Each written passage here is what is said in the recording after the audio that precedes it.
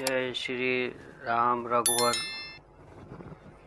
राम समाधि आश्रम संत थानेदार चैनल को देखने व सुनने वालों सभी साधकों को हमारा प्यार भरा प्रणाम।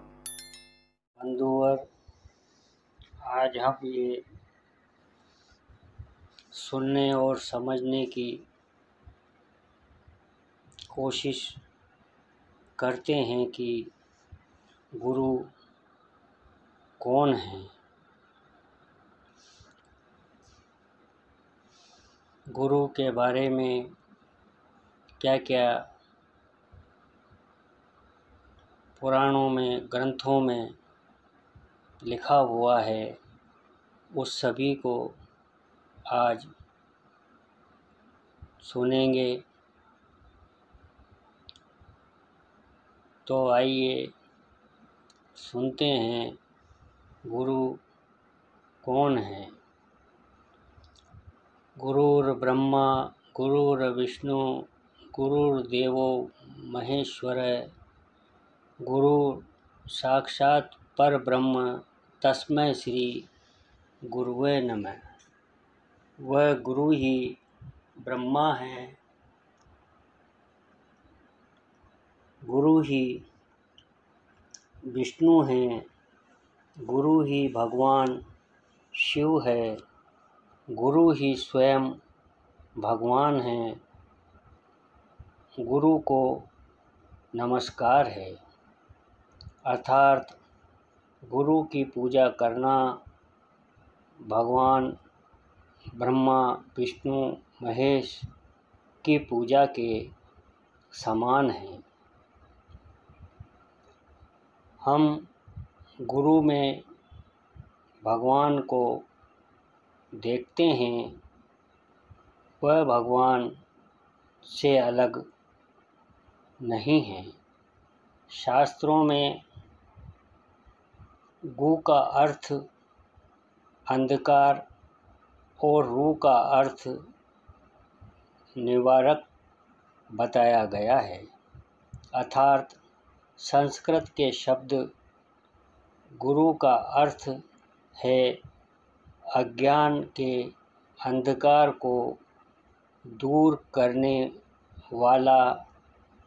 आदि योगी शिव को ही प्रथम गुरु मानते हैं।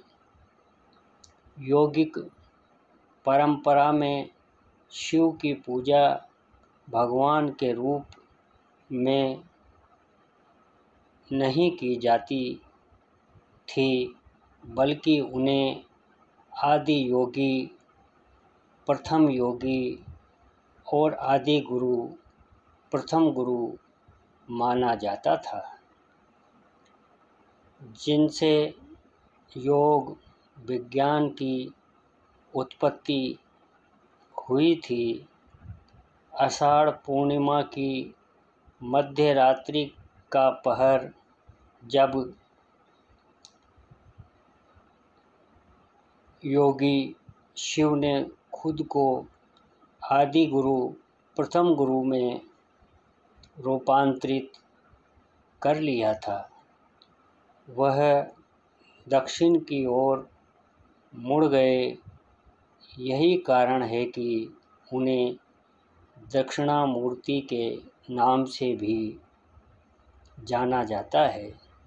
और 7 शिष्यों यानी सप्त ऋषियों को योग विज्ञान का दिव्य ज्ञान देना शुरू किया था।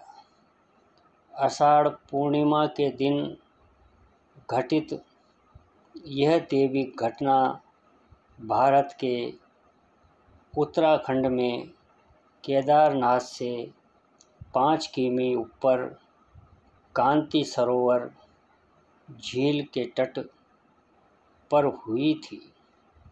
भगवान शंकर इस ब्रह्मांड और जगत के अनादि गुरु हैं। गुरु की महिमा का गान उनके पुत्र गणेश और कार्तिकेय ने किया है। शिव पुराण एवं स्कंद पुराण के केदार खंड में वर्णन है कि अपनी सवारी मूषक पर सवार गणेश जी को शिव ने जब अपनी परिक्रमा कर प्रथम पूज्य देव के पद पर आसीन किया, तब गणेश एवं अन्य देवताओं ने शिव को प्रथम गुरु पद पर आसीन कर आषाढ़ पूर्णिमा के दिन उनकी पूजा की थी। तभी से गुरु पूजा शिवलोक में हो रही है।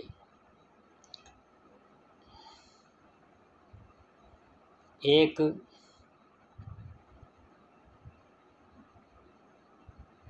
कहानी के अनुसार अपने ससुर राजा दक्ष को दिया वचन निभाने के लिए शिव गुरु पूर्णिमा के दिन कनखल आते हैं और पूरे श्रावण मास में दक्षेश्वर बनकर विराजमान होते हैं।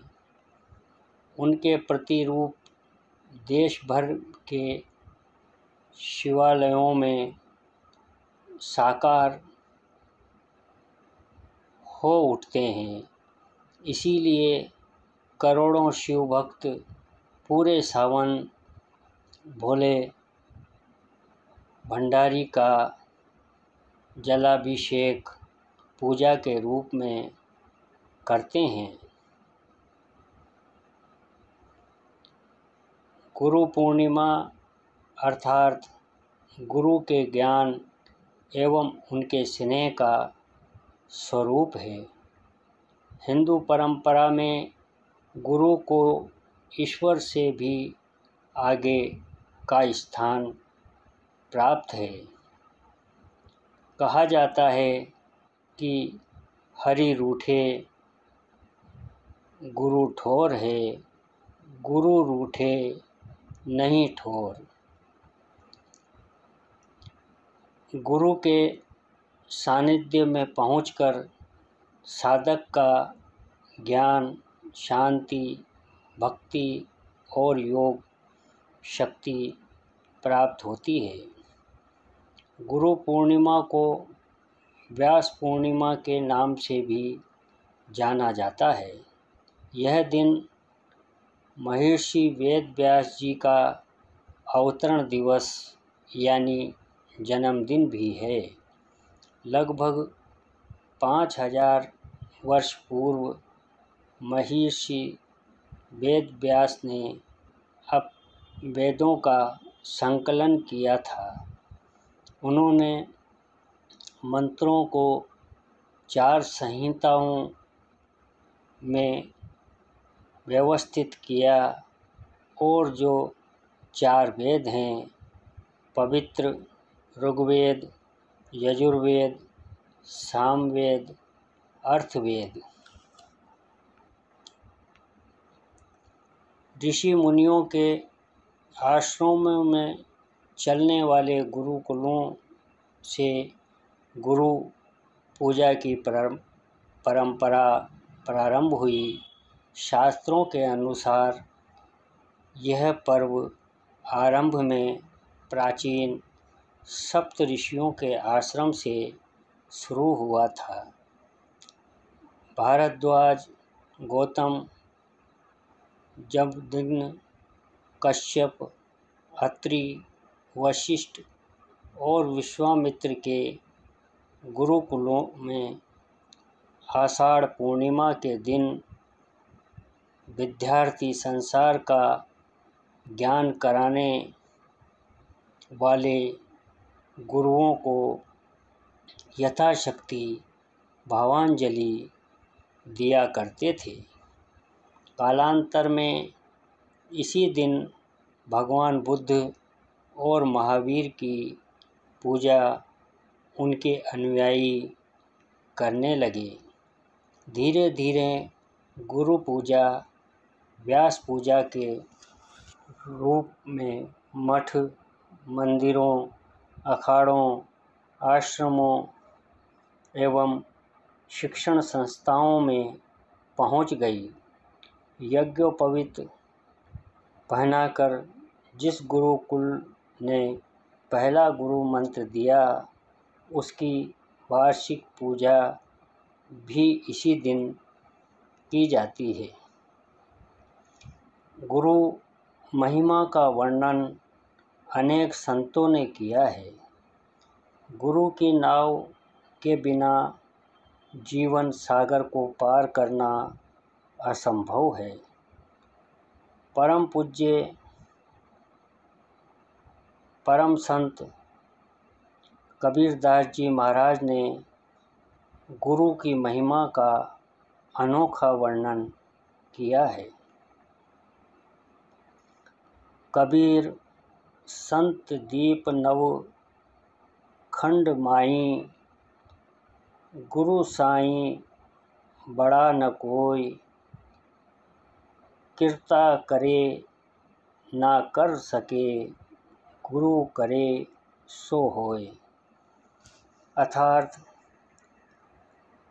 परम पूज्य परम संत कबीरदास जी ने कहा है, 7 दीप 9 खंड में गुरु से बड़ा कोई भी नहीं है।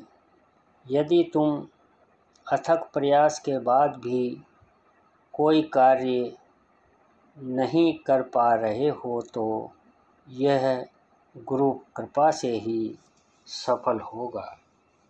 बंधुवर, अगर आपको ये वीडियो और जानकारी अच्छी लगी हो तो आप हमारे चैनल को लाइक, सब्सक्राइब और शेयर करने की कृपा करें।